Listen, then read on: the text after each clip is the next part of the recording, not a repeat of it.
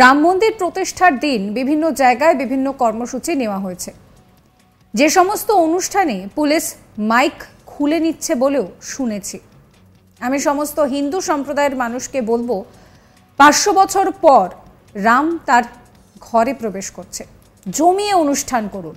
Police যদি বাধা দিতে আসে তাহলে তার প্যান্ট খুলে নিন, তারপর আমি দেখে নেব। বিজেপি পুরো বিষয়টা দেখে নেবে। আর এই নিদান কে দিচ্ছেন জানেন? বিজেপিরই এক নেতা। ভাবুন একবার, যে পুলিশ আমাদেরকে রক্ষা করে, যা তাদের কর্তব্য, তাদেরকেই কিনা প্যান্ট খুলে নেওয়ার নিদান দেওয়া হচ্ছে।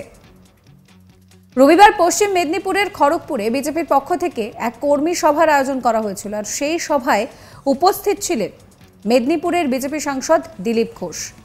মঞ্চে বক্তব্য রাখতে উঠে কদর্য ভাষায় পুলিশকে আক্রমণ করেন তিনি। দলীয় কর্মীদের নিদান দেন যে মন্দির প্রতিষ্ঠার দিন জেলা জুড়ে বিভিন্ন জায়গায় বিভিন্ন স্থানে বিভিন্ন রকমের কর্মসূচি নেওয়া হয়েছে। সেই সমস্ত অনুষ্ঠানে পুলিশ মাইক খুলে নিচ্ছে বলে শুনেছি। আমি সমস্ত হিন্দু সম্প্রদায়ের মানুষকে বলবো, হিন্দু সমাজের উৎসবে যদি কোনো ঝামেলা করা হয় তাহলে পুলিশের প্যান্ট খুলে নিন। যারা এটাকে কেন্দ্র করে রাজনীতি করছে, দাঙ্গা অশান্তি ছড়ানোর চেষ্টা করছে, তাদের থেকে সতর্ক থাকুন। হিন্দু সমাজ শান্তিপূর্ণভাবে সব উৎসব করবে, কিন্তু এর বিরোধিতা করতে এলে তার যোগ্য জবাব দেওয়া হবে। আমি খড়গপুরে এসে শুনলাম কাল থেকে পুলিশ ধমকাচ্ছে, মাইক লাগাতে দিচ্ছে না, ডেকোরেটরদের মাইক ভাড়া দিতে দেওয়া হচ্ছে না।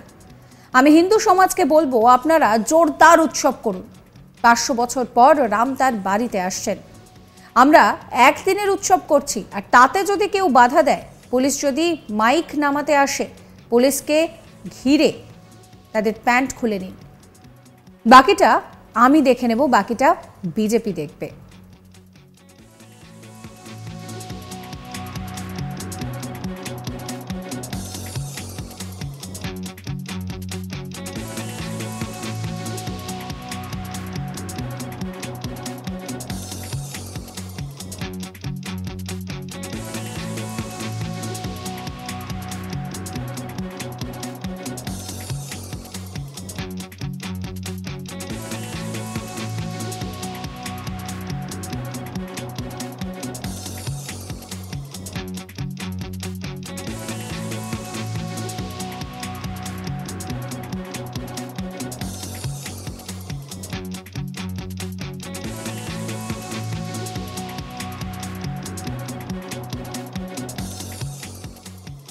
দিলীপ ঘোষ বলছেন যে হিন্দু সমাজের কোনো উৎসবে কোনো ঝামেলা হয় না। যারা এটাকে কেন্দ্র করে রাজনীতি করছে, হিন্দু সমাজ শান্তিপূর্ণভাবে সব উৎসব করবে, কিন্তু এর বিরোধিতা করতে এলে তার যোগ্য জবাব দেওয়া হবে। আমি হিন্দু সমাজকে বলবো, আপনারা জোরদার উৎসব করুন। 500 বছর পর রাম তার বাড়িতে আসছেন, আর তাতে যদি কেউ বাধা দেয়, পুলিশ যদি মাইক নামাতে আসে, পুলিশকে ঘিরে তার প্যান্ট খুলে নিন। বাকিটা আমি দেখে নেব, বিজেপি দেখবে। কি বলছেন তিনি, শোনাবো। হিন্দু সমাজের কোনো উৎসবে কোনো ঝামেলা হয় না, দাঙ্গা হয় না, এটা ইতিহাস। যারা এটাকে কেন্দ্র করে রাজনীতি করছে, উত্তেজনা ছড়াচ্ছে, দাঙ্গা করার চেষ্টা চলছে, তাদের সম্বন্ধে সতর্ক থাকুন। হিন্দু সমাজ শান্তিপূর্ণভাবে সমস্ত উৎসব করবে, কিন্তু বিরোধিতা করতে এলে তার যোগ্য জবাব দেওয়া হবে। আমি খড়গপুরে এসে শুনলাম কাল থেকে যেখানে যেখানে উৎসবের আয়োজন হবে পুলিশ ধমকাচ্ছে, মাইক লাগাতে দিচ্ছে না, মাইক নামিয়ে নিতে বলছে, ডেকোরেটরদের ধমকাচ্ছে যাতে মাইক না দেয়। আমি হিন্দু সমাজকে আবেদন করব, আপনারা জোরদার উৎসব করুন। 500 বছর পরে রাম তার বাড়িতে আসছেন, আমরা একদিনের উৎসব করছি, তাতে যদি কেউ বাধা দেয়, পুলিশ যদি মাইক নামাতে আসে, মাইক খুলতে আসে, পুলিশকে ঘুরে তার প্যান্ট খুলে নিন। বাকি আমি দেখব, বিজেপি দেখবে। শনিবার হুগলিতে তিনি বলেছিলেন যে সবাই যাচ্ছেন রামকে দর্শন করতে। দিদি কি করবেন সেদিন? দিদি সম্প্রীতি করবেন। কোনো হিন্দু ঘরের বাচ্চা সেই সম্প্রীতি মিছিলে যাবে? যার গায়ে হিন্দু রক্ত আছে সে কি সম্প্রীতি মিছিলে যাবে? তাকে আমি ধিক্কার জানাবো। কোনো হিন্দুর ছেলে যেতে পারেন না ওই সম্প্রীতির মিছিলে। যারা বাস ট্রেন জ্বালিয়েছিল, সেই অনুপ্রবেশকারী আর রোহিঙ্গাদের নিয়ে মমতা ব্যানার্জি সম্প্রীতি করবেন। রামের রক্ত যার গায়ে আছে সে যাবে না, যারা যাবে তাদেরকে বয়কট করবেন। রাম আমাদের পূর্বপুরুষ, পারলে ব্লাড টেস্ট করিয়ে দেখে নিন।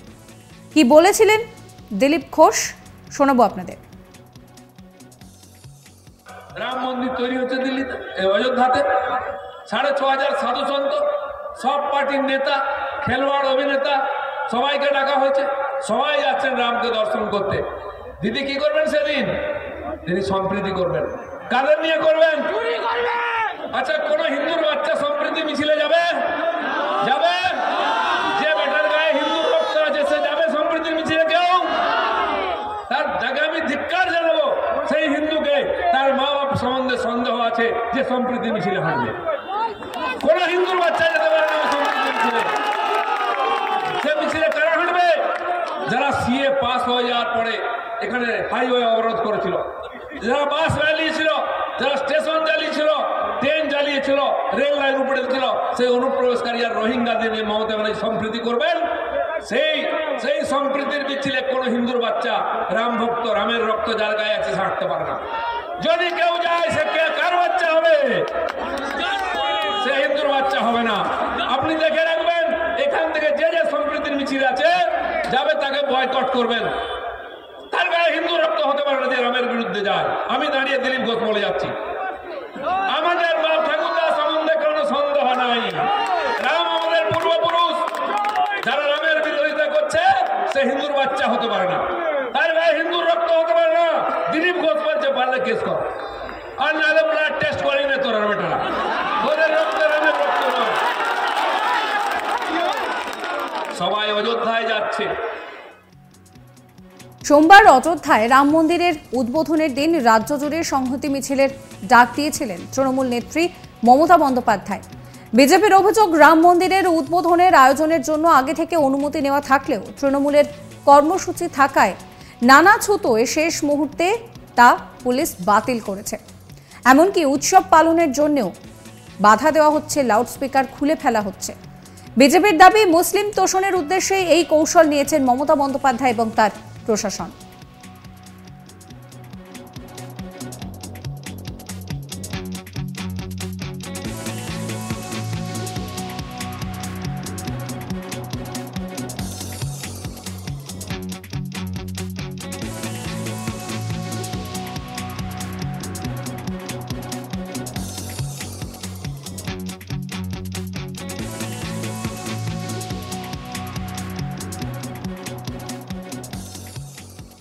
রাম মন্দির প্রতিষ্ঠার দিন বিভিন্ন জায়গায় বিভিন্ন কর্মসূচি নেওয়া হয়েছে, আর সেই সমস্ত অনুষ্ঠানে পুলিশ বাধা দিচ্ছে, মাইক খুলে নিচ্ছে। সমস্ত হিন্দু সম্প্রদায়ের মানুষকে দিলীপ ঘোষ বলছেন যে পুলিশ যদি এইভাবে বাধা দেয় তাহলে পুলিশকে ঘিরে ধরে তাদের প্যান্ট খুলে নিন। বাকিটা দিলীপ ঘোষ বুঝে নেবেন এবং বিজেপি বুঝে নেবেন।